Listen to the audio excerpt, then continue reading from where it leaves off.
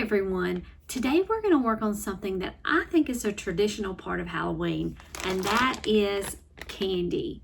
I don't have little ones around the house anymore where we would do a lot of Halloween kitty things and doing a lot of candy, but I still love having trick-or-treaters on Halloween night, and there are some special things, treats that I still like to make for my older children, and candy at Halloween is one of those. And so today we're going to go over some things that's really inspired by these little pocket envelopes that I recently made, and I'll put a link to these in the description below. But they're little things that tags can fit in at the top, and there's a little pocket down here below for some other little trinkets and things.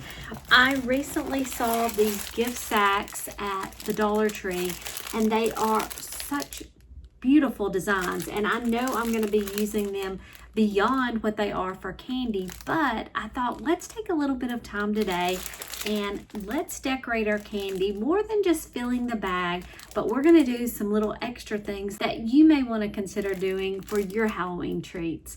Let's jump into it. Take a closer look at these bags that I found at the Dollar Tree, and I hope you can find these as well. These are their seasonal collection, and these are just 3 of the bags styles that I picked up. I think there were a few other kind. You get 8 in a bag. These are still listed at $1.25, but in all honesty, I think they may have rang up $1.50. I would have to look at that receipt. But I love the little ghosts. Those are a favorite of mine. I thought this had a very neat retro feel to it with the different characters and things, and then just the color. I love the kind of like checked piece of the bags, and again, here are the checks in this bag, and I have a retro feel from the orange of the pumpkins to, I think it's that the little orange shading in the bag that does it. I don't know, or maybe the kind of off-white. So these are 3 of the bags that I've picked up, and let me show you what we're going to work on. Let me mention this. These bags from the Dollar Tree, they are approximately almost 9 inches by 4.5. And so if you don't have these bags, that's okay. And actually, there's the dimensions right up there, 4.5 by 9. It's okay. You can use any kind of decorative bags that you have, even paper sacks. And you can use them as they are here, or you can add some different decorative pieces to them as well. You can use different decorative paper. My paper sacks here are about 10 3/4 in length. You could cut them out to make them the same dimension, and they are 5 inches across. So they're overall a little bit bigger, but I think the concept's going to be the same. I'm going to work with these bags and show you because they're a lot easier to do when you already have the design on them. This is the little pocket sack or pocket bag that I have come up with using my Dollar Tree sack to start with, and let me show you what fun surprises are inside, and then I'll show you how you can make your little sack. It's so easy. But one of the things is decorating the candy. So because you have this longer part of the pocket, you can fit inside full-length bars of chocolate.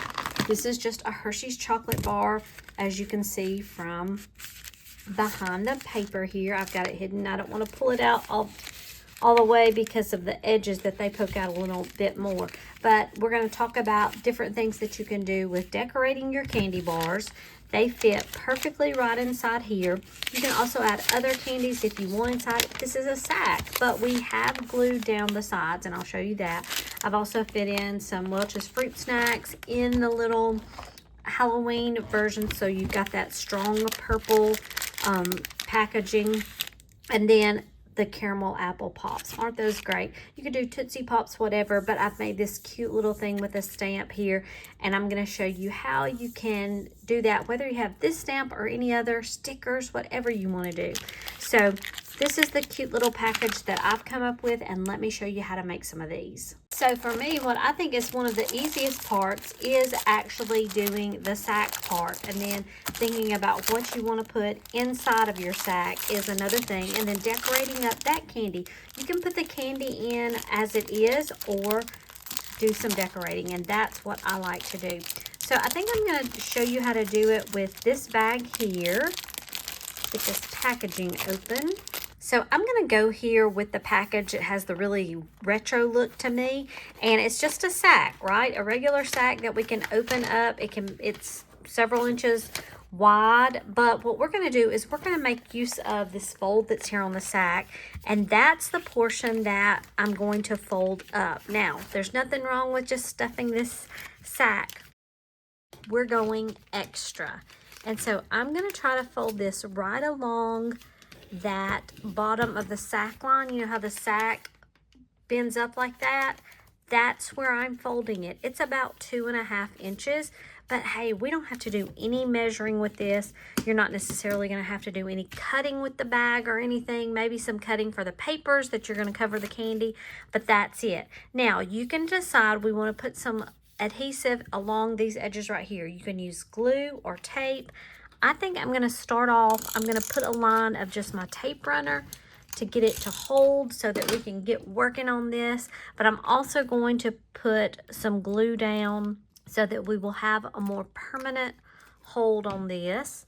And let's just fold that down and press. And you may, for just a few minutes, want to put some blocks or something like that down just so it can hold it. So I may do that, and I'm going to pull it over here to the side, and we can get to work on our candy. Like I had mentioned, a regular size candy bar fits perfect down in here. And the reason I like to do the bigger ones is just because, so someone won't miss that, hey, there's something inside this part of the bag. And there's a few other things that we're going to add to it so that they'll know that that's the case. But if you go with this regular size Hershey candy bar, you're going to need paper that is about 5.5 by 5.5 to cover this. So I would say your scraps, but it is a little bit larger piece. But you know what?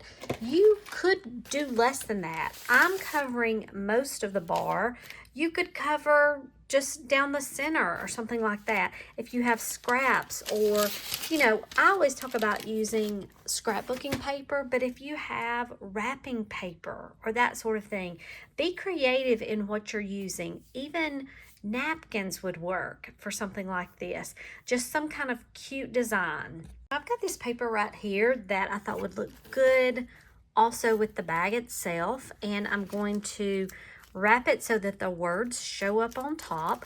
So what I'm going to do is I'm going to turn this over so that my seams of my paper will be on the back side here. And it's going to end up looking something like this. I'm going to, I think, go ahead and put a strip of sticky tape along the back just so that this will stay on this candy bar, at least until the person decides to get inside and open it up.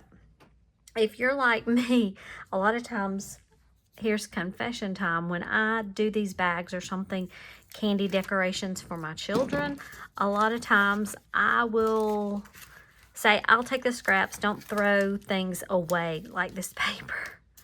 So I like to keep it. So I'm going to just line that up and attach it. It should be easy when they get ready to get into. They can slide off. This one's actually a little bit tighter, so you may want to do it looser. You can just see. And I'm okay if they tear up the paper. That's fine.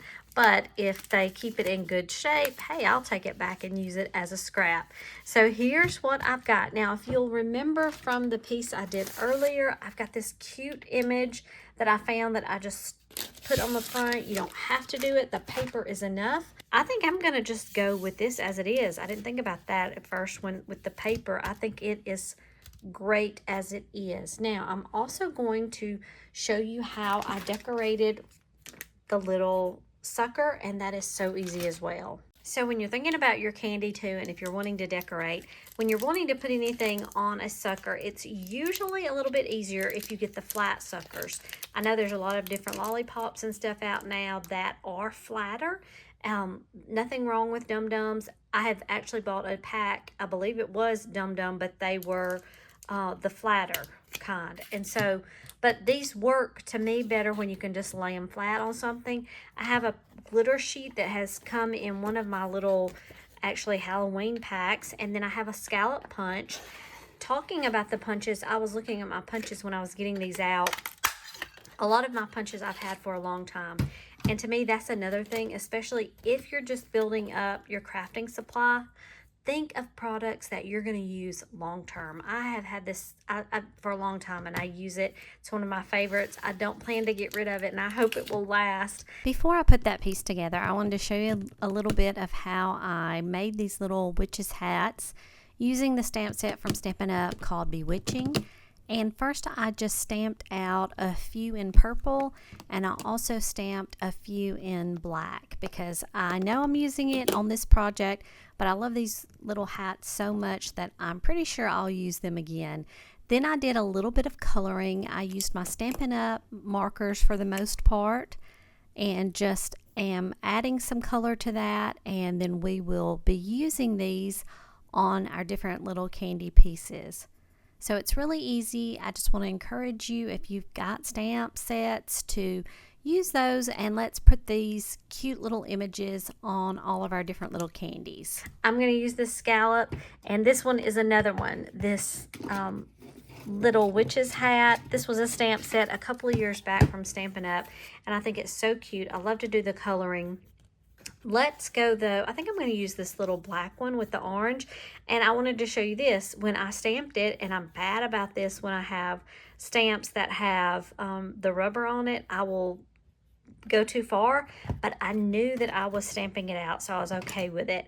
And for this one, I was trying to maximize the use of my paper, but with respect to this punch, it's got other little pieces, these stars, and then the banner that can go along the base of the hat. I'm not going to use it today because I'm using this one, but you can build a hat with this punch as well. I'm using the stamp with it, and I just have to line this up,